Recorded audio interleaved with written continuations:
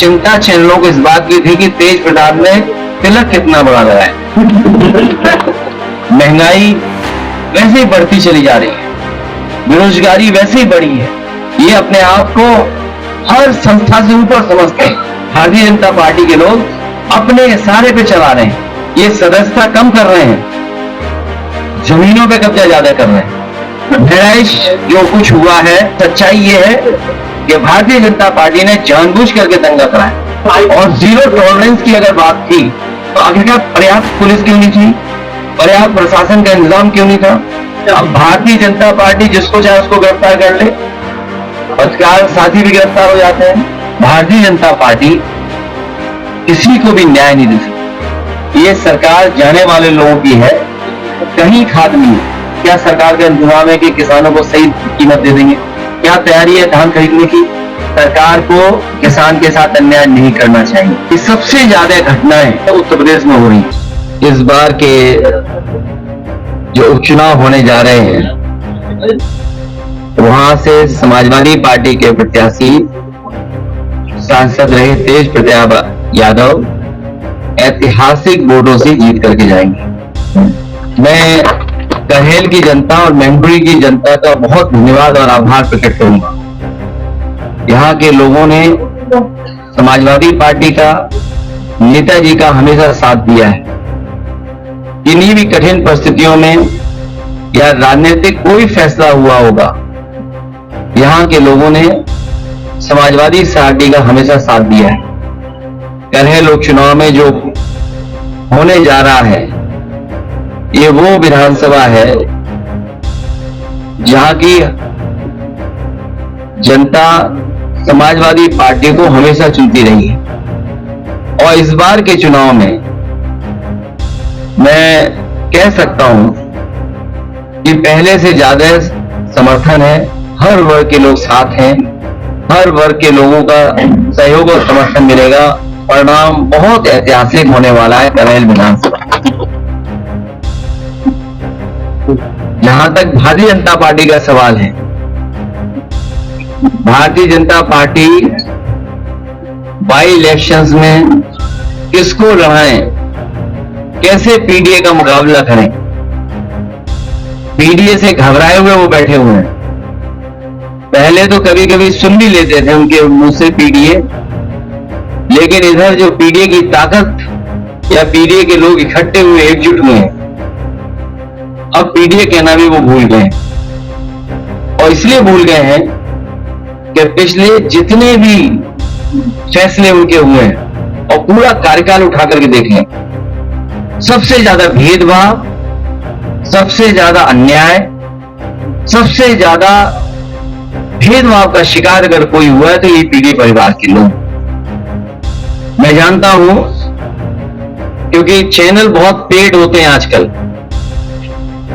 जिस तरह से एक नई संस्कृति है, नई टेक्नोलॉजी के साथ प्रीपेड चलते हैं, प्रीपेड पोस्टपेड। जब मैं देख रहा था तो चिंता चैनलों को इस बात की थी कि तेज प्रताप ने तिलक कितना बड़ा लगाया। उन्हें विकास की चिंता नहीं है कि कन्नौज, मैनपुरी या आसपास के क्षेत्र में एटा या बगल के जिलों में कितना विकास किया, इसकी चिंता नहीं है।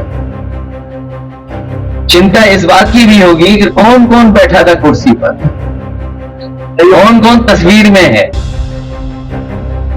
आज सवाल वही है जो पहले थे। महंगाई वैसे ही बढ़ती चली जा रही है, बेरोजगारी वैसे ही बढ़ी है। और जिस रफ्तार से समाजवादियों ने विकास करना शुरू किया था, उस विकास को रोकने का काम किया है। संविधान की लड़ाई, बाबा साहब भीमराव अम्बेडकर जी का दिया हुआ संविधान, उसके तहत जो हक अधिकार मिलने चाहिए वो भी अभी अधूरे हैं। जो लड़ाई जीती लोकसभा में, उसमें थोड़ा बहुत रोके हैं भाजपाई, लेकिन अभी भी उनके फैसले ऐसे नहीं हैं जिससे कि सभी को न्याय मिलना हो। ये अपने आप को हर संस्था से ऊपर समझते हैं। इनके लिए कोई संस्था नहीं है।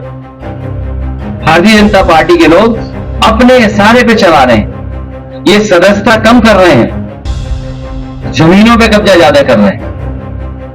इनकी जो सदस्यता चल रही है वो कम चल रही है, लेकिन जमीनों पे कब्जा ज्यादा चल रहा है। इतना भ्रष्टाचार, बेईमानी, लूट कभी नहीं होगी जितनी इनकी सरकार में होगी। की घटना को लेकर बहराइच जो कुछ हुआ है, मैं अपने पत्रकार साथियों का धन्यवाद देना चाहता हूं, और खासकर उन यूट्यूबर्स को, उन तमाम सोशल मीडिया के लोगों को जिन्होंने निष्पक्ष होकर के सच्चाई सामने लाने का काम किया।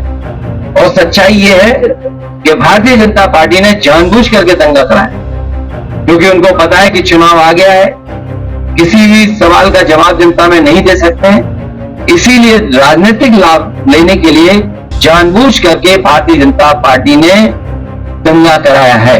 और जीरो टॉलरेंस की अगर बात थी तो आखिरकार पर्याप्त पुलिस क्यों नहीं थी, पर्याप्त प्रशासन का इंतजाम क्यों नहीं था, और जो जानकारी में था प्रशासन को उसके बावजूद भी नहीं किया कुछ भी। मुझे उम्मीद है कि न्यायालय से न्याय मिलेगा।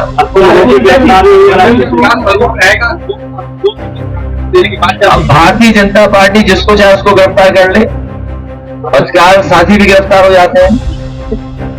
अगर वो कोई सच्ची न्यूज चला दें तो फोन आ जाता है उनके पास कि आपको ब्रेकिंग न्यूज यही चलानी है जो व्हाट्सएप पे आई है।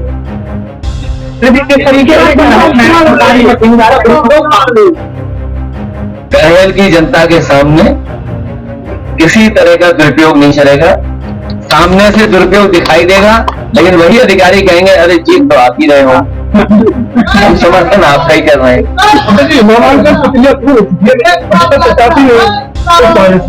अभी चाचा ने जो कहा वो ठीक कहा कि उनके पास प्रत्याशी नहीं है, घूम रहे हैं।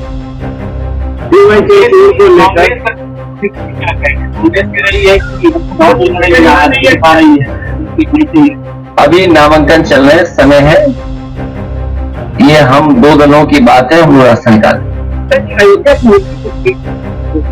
तो कानूनी पेचीदगी का स्वरूप दिया गया, लेकिन ऐसा कुछ है नहीं बना, क्या कारण? सच्चाई आप भी जानते हो, जिस सरकार ने बीएलओ हटाए हो, सब अधिकारियों को हटा दिया हो, अपनी मनमर्जी के अधिकारी पोस्ट कर दिए हो, मुख्यमंत्री जी एक बार नहीं कई बार गए, कई बार विकास का पैकेज भी दिया उन्होंने, और जब इंटरनल सर्वे करवाया उन्होंने तो इंटरनल सर्वे में बीजेपी हार रही। फिर मुख्यमंत्री ने बार बार कार्यक्रम लगाया, और बार बार कार्यक्रम लगाने के बाद सर्वे करवाया, उसमें भी बीजेपी हार रही थी। करल में डिप्टी सीएम हुए थे, वहां पर 69,000 जो शिक्षक अभ्यर्थी थे वो प्रदर्शन कर रहे थे, उनको अगर दर्ज की नहीं उनको जेल हो जाता है। किस मैंने पहले भी कहा आपसे कि ये किसी को न्याय नहीं दे सकते। भारतीय जनता पार्टी किसी को भी न्याय नहीं दे सकती। जो न्याय नहीं दे सकता वो सम्मान भी नहीं कर सकता। और लोकतंत्र की खूबसूरती यही है कि अगर कोई विरोध कर रहा है, कोई नाराजगी है, तो कम से कम उसकी बात सुननी चाहिए। ये जो सत्ता की ताकत से जो मुकदमे लगाए या जेल भेजा है या उनको परेशान किया जा रहा है, यही जनता है इनका हिसाब किताब करेगी इस चुनाव। एक बार मुख्यमंत्री जितना समय था उन पर, जितनी सरकार चल रही है, अब उतना भी समय उनके पास नहीं। ये सरकार जाने वाले लोगों की है। जनता इनको इस चुनाव में हरा करके विदाई का रास्ता खोल गई। को लेकर खानाबाजी चल रही है, कहीं खाद नहीं है। और अभी मान लीजिए धान तैयार होने जा रहा है, क्या सरकार का इंतजाम है कि किसानों को सही कीमत दे देंगे? जिन लोगों ने कहा कि किसानों की आय दोगुनी कर देंगे, धान तैयार हो गया, क्या तैयारी है धान खरीदने की? किसानों को पढ़ा दो जनाब। ये प्रणाली वाला बड़ा सवाल है। सरकार को किसान के साथ अन्याय नहीं करना चाहिए। एक सवाल है, अभी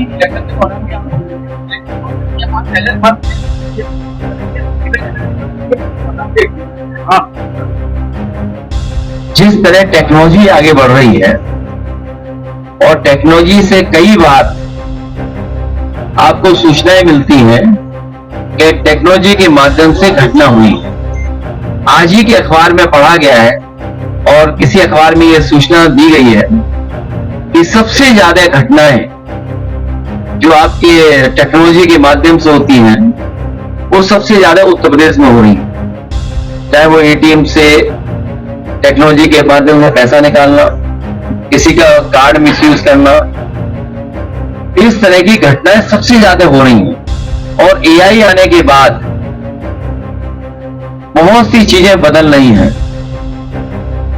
जर्मनी जैसा देश जो विकसित है, वो अपने यहां कहता है कि अगर ईवीएम इस्तेमाल होगी तो वो अनकॉन्स्टिट्यूशनल होगी। तो जब जर्मनी जैसा देश जो दुनिया में बहुत आगे है, भारत से कई मामलों में बहुत आगे, जब वो देश ईवीएम के इस्तेमाल को अनकॉन्स्टिट्यूशनल कह रहा है, तो स्वाभाविक है तो उस पर सवाल खड़े होंगे, उंगली खड़ी होगी। 2027 में ईवीएम क्या रहेगा? ये विषय अभी का नहीं है।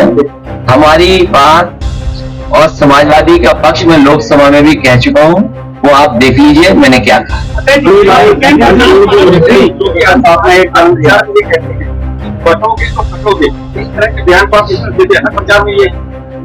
वो समाजवादियों को बता रहे हैं और पीडीए परिवार को कह रहे हैं कि सब लोग एक हो जाओ। की सरकार पार्टी नीति की बात करती है और एक बम की एक सूचना आ जाती है, भाई आज वापस करा लिए जाते हैं, विदेशों में टीम की बात कर रहे हैं। मेरे पत्रकार साथी, आपको मैं याद दिलाना चाहता हूं, उत्तर प्रदेश के मुख्यमंत्री जी ने कहा था कि विधानसभा में आरडीएक्स आ गया है, और जब उसकी जांच हुई तो पता लगा वो खैनी वाला मसाला था कि वो जो कभी कभी लकड़ी के में इस्तेमाल होता है। तो ये बात तो विधानसभा की मैं कह सकता हूँ। ये बम वाली बात आ रही है तो सिक्योरिटी बढ़ानी चाहिए सरकार, और सरकार की भी मंशा यही होगी कि सिक्योरिटी बढ़ जाए। अब कहाँ की सिक्योरिटी बढ़ाना चाहते हैं, डराना चाहते हैं, ये तो सरकार ही बेहतर बता पाएगी। लेकिन बड़े बड़े सवाल खड़े हो रहे हैं, बड़े बड़े सवाल खड़े हो रहे हैं। हालांकि वो समय नहीं है उन बातों को कहने का। कनाडा जैसा देश कुछ बात ऐसी कह रहा है जिससे भारत का सम्मान को ठेस पहुंच रही है। अमेरिका भी वही बात कह रहा है, और हम और आप लोग अखबार में कई ऐसी सूचनाएं मिल रही है, पढ़ रहे हैं हम लोग, जिस पे स्वाभाविक है चिंता करना पड़ेगा। आप बेहतर समझते हैं किन बातों को मैं कह रहा हूँ। बीजेपी के लोग लगातार ये कह रहे हैं कि अयोध्या में जो हार मिली है उसका बदला अगर ले सकते हो तो करें, ले सकते हो। और मिल्कीपुर फिर बदला ले लेगी बीजेपी से तब।